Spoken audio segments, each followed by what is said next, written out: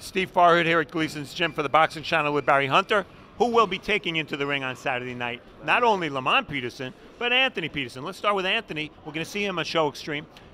His career hasn't gone in a straight line up as Lamont's has, but where is he and what are your hopes for him on Saturday night?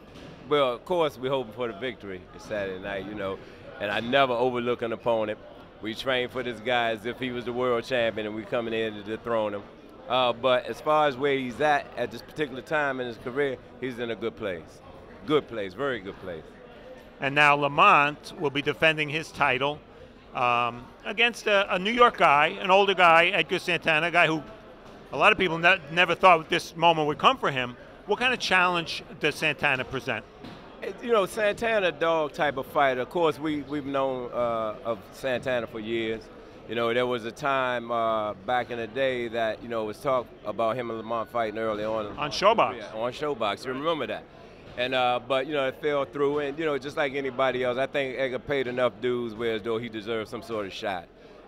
We've been in this position before, so therefore, by no means are we taking them lightly. He's at home, and so we're coming in here as if we're coming in to dethrone the champ.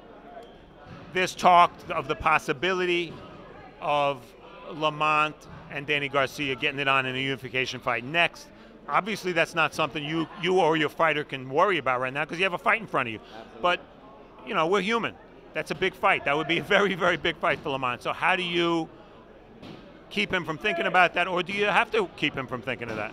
Well, Lamont is a boxing guy, is what he is. And, to him, the only fight that really makes sense at 140 is him and Danny. He's been talking about it for a while.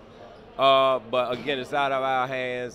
Danny, is one of the kids that from the amateurs, I saw his talent, and I actually helped recruit him to the pros years ago.